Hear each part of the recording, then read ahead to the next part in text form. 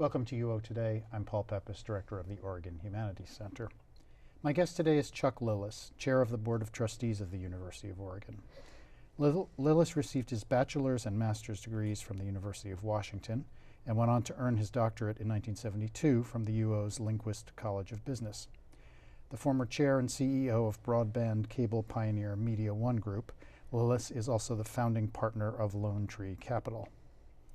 Thank you so much for coming on the show. Thank you. It's nice to be here. You're a Kansas native and the first member of your family to attend college. How did you wind up in the Pacific Northwest? What brought you here? Well, it was very wise that I did, but my family moved when I was a senior in high school. My stepfather took a job with Boeing in Seattle, and so we moved, and the University of Washington was close and took a big risk accepting me, so I went. So tell us how your background led to your current role as chair of the new UO Board of Trustees. Well, I've had a lot of associations with universities, University of Washington, University of Colorado, and quite a few relationships with the University of Oregon. I was on the Business School Advisory Board for some time, and my wife and I have been benefactors for the university, and over the years we've gotten to know the various presidents, and just dawned on us that Oregon was someplace we really liked, and so we continued to interact. I have a lot of friends who are mostly retired faculty now, but so a variety of ways. You mentioned UW. You've been on the board at UW. You've been on the board at the University of Colorado at Boulder. What's the source of this commitment that you have to serve public universities? I mean, not just to attend them, but also to serve them. It's an interesting question. My wife and I talk about it all the time. We both benefited enormously from what at the time was very low cost, great educations. I think when I was an undergraduate at Washington, the all-in fees were $100 a quarter or something. I should have stayed forever. I think we recognized that we really benefited from the public supporting this quality of education, and decided that we should try to do something to make that available for the next several generations. So it's a real respect for what public universities have achieved, and the various taxpayers have contributed to. So things obviously in the funding of public institutions has changed a lot since those days.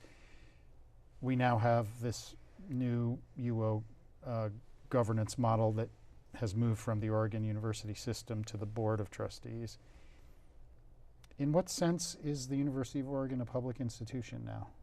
Is it still a public institution in your judgment? I think it's very much a public institution. I think there's if I think about it as the taxpayers in the state have invested for 100-some years. And they've made an enormous investment. And the fact that over the last 10 years there's been a disinvestment, I hate that word, but a disinvestment, which is reflective of the capacity of the state, I think is only a very small part of the story. So I think we have an important public mission to the residents of the state of Oregon. Having said that, financially, we feel and look much more like a private university. We get about, think of it, we have $1 billion operating budget approximately, and we get something under $50 million from the state. So funding that you see in private universities you're going to see much of here. Tell us how the Board of Trustees of a university differs from the board of a corporation. You've served on corporate boards. How's that different? I don't think there are huge differences. I think there are huge differences in how universities should be run. I'm not one of those people that thinks it's always been better in business and we can just transpose that into universities. I think the quality of the challenge and the nature of the challenge running a big university is very different than running a big corporation. Some ways it's easier, in some ways it's more difficult. Can you tell us one of the ways that it's easier? Well, I think universities are a much more political kind of job, running a university. than any business. Businesses, we wrestle with shareholders and sometimes dissident shareholders and regulators and the taxing authorities and things that probably we do less of in a university. But we don't wrestle in quite the political environment. And I think faculties are unique critters. You probably appreciate that. I'm aware of I them. think faculty, the relationship between faculty and the president, say, or the administration of universities, quite different than between a CEO and the employees.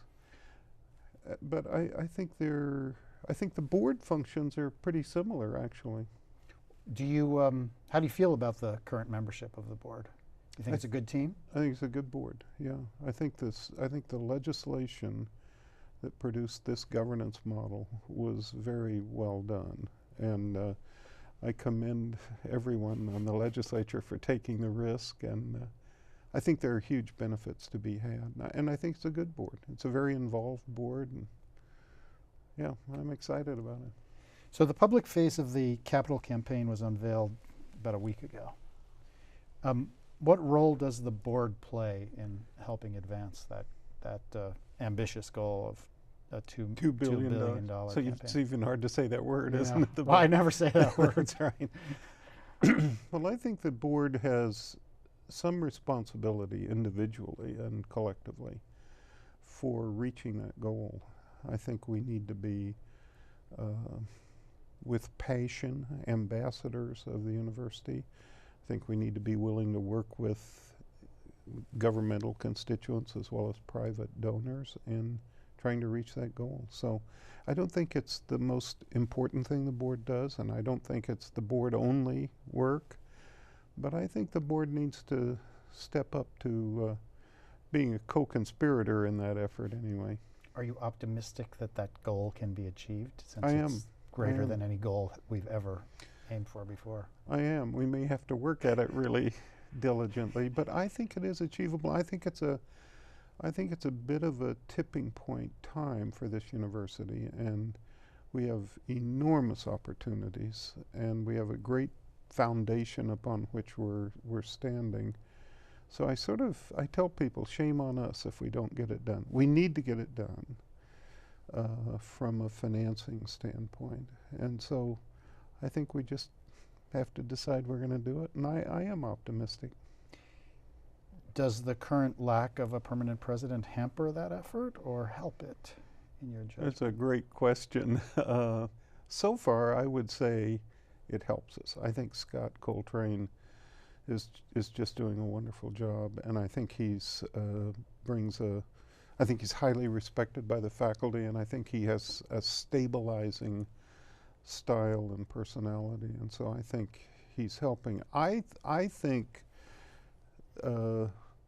the evidence being that we've announced it, that I don't think it hurts us. I think we have a very strong management team, and I think the time is right, and so I don't think it hurts us. Can you tell us a little bit about the presidential search process? Sure, it's just getting underway. As you know, there's a person's been appointed to chair that committee, Connie Ballmer, who is one of the trustees. I think we've put together a good committee, sort of two subcommittees, and we've interviewed consultants who will, as they always do, help in this kind of regard. But I think it may well be that the person we want to hire as president isn't looking for a job. And so we may be in more of a recruiting mode than historically we have been. But we have a great deal to offer, and I think it is a unique time, and I think any presidential candidate's going to be impressed if they think there's a $2 billion campaign that will be successful. And we have some very strong academic departments, so I'm very optimistic. What are the characteristics that you and the other trustees are looking for in the next president? I think it's good if they, it's my personal opinion, if they are a successful academic administrator. I don't think that's critically important, but I think that would be desirable. If they had a track record in an institutional environment that's like a big research university. That probably means they have a terminal degree of some kind. I think they have to have very good communication skills. I think they have to own with passion the strategy and the goals of the university. And I think they have to not only own those, they have to be the most articulate person in describing what those are with all kinds of constituents. So I think that's sort of we'd like them to be great leaders, and, you know, if you know somebody like that, you should send me their name. And I'll think about it. I'm sure you know that there are constituents in the Eugene area and in the region, and obviously at the university, who are seeking input into the search process. How does the search plan accommodate those desires? well, there are several ways it does. First, we have a pretty broad-based committee, search and advisory committee. And we've gathered a lot of information from various constituents about what they expect. We're in the process of that. There are going to be 4 public meetings. I think the first one is in Eugene very soon. I apologize, I don't know the date. And this one in Eugene, for example, will be directed at the students. So the students will be invited. We're serving pizza as an inducement to come. Good strategy. That'll, right. And so we're going to have 4 of these forums, one in Portland, where we can gather, try to understand what people think about what kind of skills we need, and maybe what kind of person. And there's, we've communicated with, for example, the University Senate. Connie was there last week. So I think I think we're gathering data. I don't think that'll be the problem. I think the problem will be finding exactly the right kind of person for us. And as a result, we have not constrained ourselves. If we don't find that person in the first year, we're going to keep looking, and we've already cautioned Scott that he may have to stick in there for longer than 1 year. And do you think that the sort of recent upheavals in the management of the university, do you think that's a deterrent for people to take the job? Is that a concern that you have? I think it is a deterrent. I think it's one we can manage around. I think that we're in a very different place, for example, now than even when Mike Gottfredson came. You know, when Mike came, we had NCAA investigations. We didn't know what governance model we were going to have. There were all kinds of uncertainties.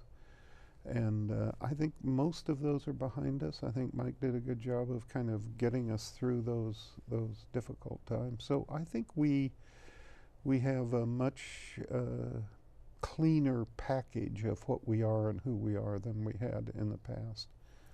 Having said that, I would like for us to get a president that served for a number of years. I don't think turnover's a strength at the pace we've been experiencing it. I don't think there's anyone on this campus who would disagree with you. I agree. How will the Board of Trustees address concerns, which I know you are aware of, among students in particular, about rising tuition and access to higher education? Well, I think we're not competitive as a university in terms of available scholarship funding. So sort of at the basic line, we want to increase access. We want to assure access, particularly for students who otherwise wouldn't have access for whatever reason. That means we need more money available for financial aid of various types. The realities are, I think we're not expensive in a tuition and fees standpoint. I'm not suggesting we're inexpensive, but relative to peer institutions, we are a pretty good buy these days.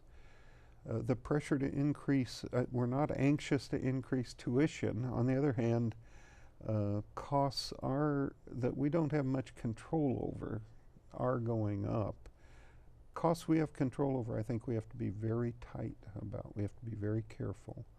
And I think, for example, Jamie Moffat's doing a very good job of trying to understand those costs and change where we spend the money. You may or may not know we've recently found enough money to begin funding some of these 10 areas, and that came out of just squeezing elsewhere. So I think we have to be careful about cost. I think we have to be realistic about tuition, and I think we have to go raise gift money to work the financial aid equation hard. Does the new governance model give the authority for tuition decisions entirely to the board? It gives, the answer is yes, with one exception, and that is resident undergraduate tuition. If it's raised more than 5% a year, we have to report that. I don't think it's certainly not a goal to increase it. We obviously will have to increase tuition at some times, but 5% a year may be very manageable. I'm not saying we will. I'm just saying the equation is very tight. We are tight financially, so. I'm an English professor, the director of the Humanities Center, and I'm wondering how you see the role of the arts and the humanities in the future of the U of L. Well, I think you have to decide whether you're going to be a comprehensive university or whether you're going to be something else. And I can't imagine the University of Oregon being other than a legitimate, comprehensive university. I think we have to value research heavily. I think there is a turn toward the sciences that we need to respond to. At least we certainly see that in interest from students. But I just can't imagine a university that doesn't aggressively include the humanities and arts and languages. I think if we're comprehensive, that's the right ground to be on.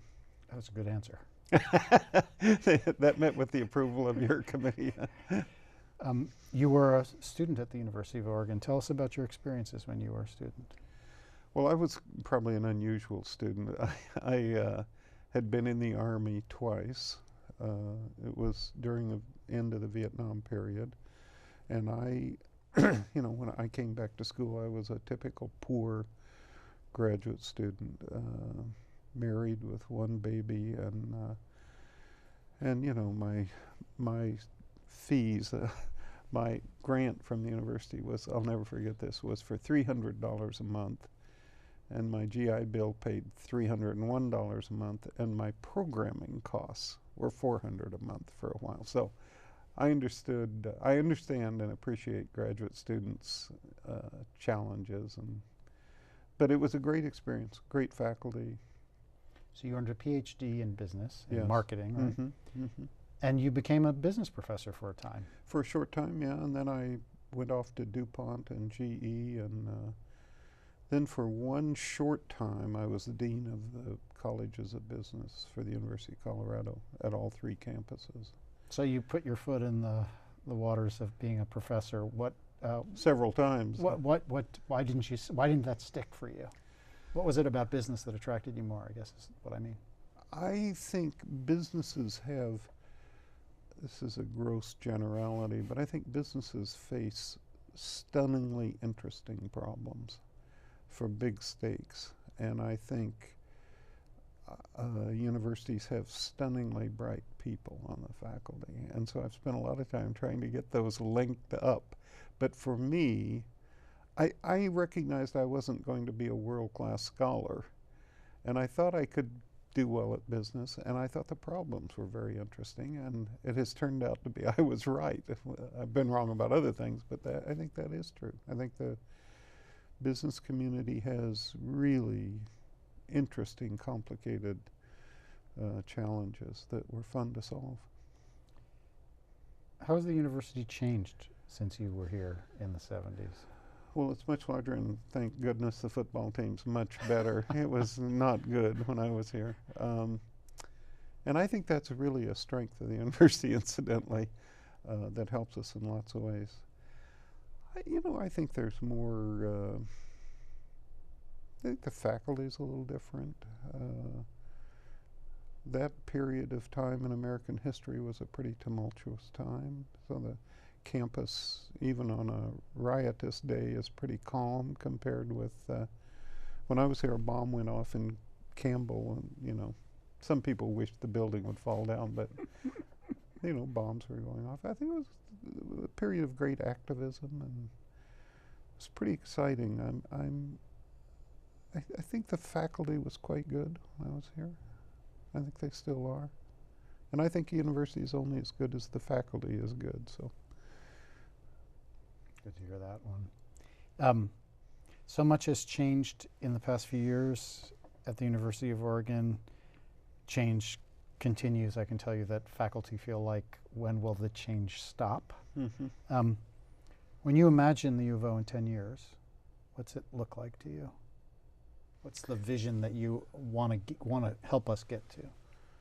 Well, there are several parts to it, I think. One is, I think we have to be financially less fragile than we are.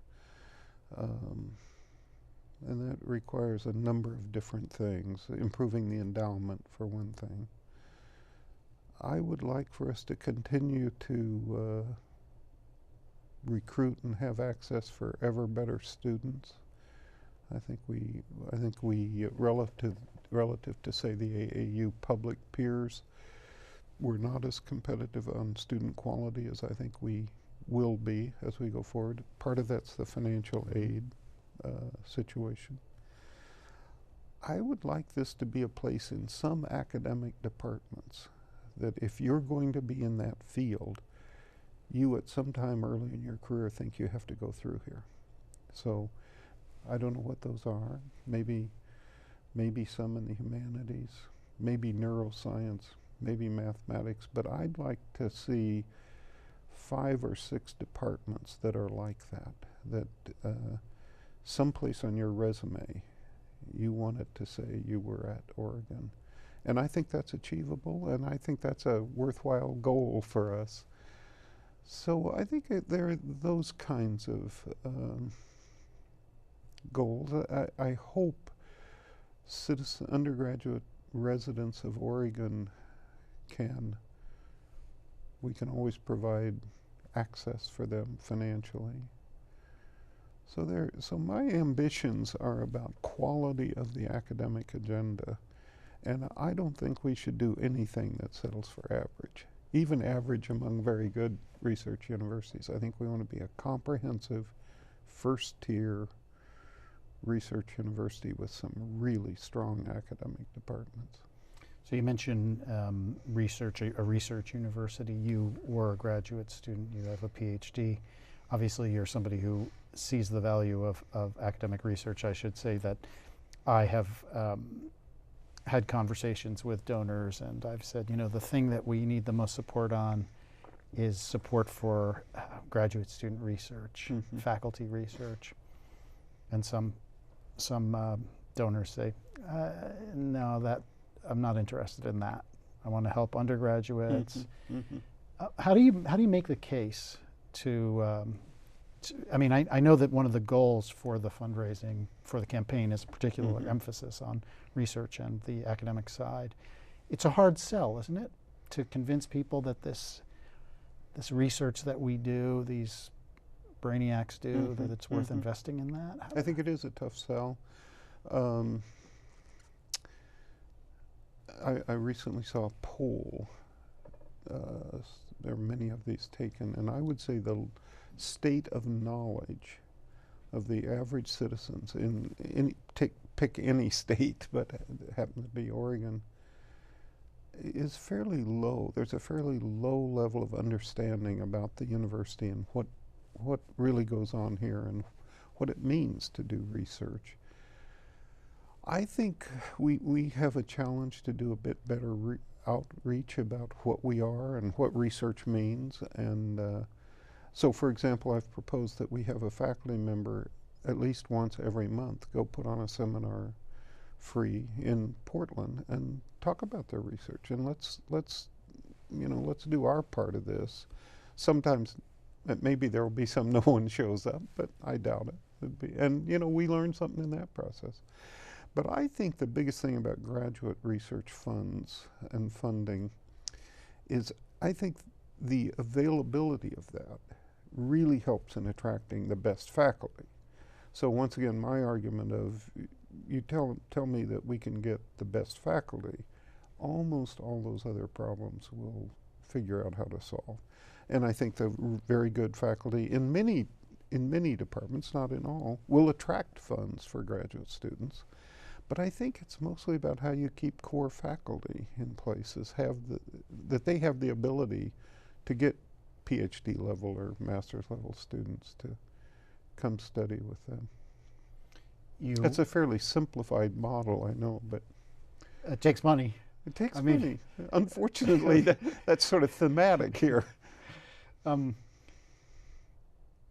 of the goals I know is to grow the faculty because of the student-faculty ratios in relation to the AAU peers, et cetera. Right. Do you have any comments about why you think that's important and how we're going to go about doing that? I do, and I have some passion around this. Statistically, we teach about twice as many student credit hours with other than tenure track faculty, a variety of other than, as our AAU peers, public peers. And I think we got there behaving rationally and in the face of severe budget constraints.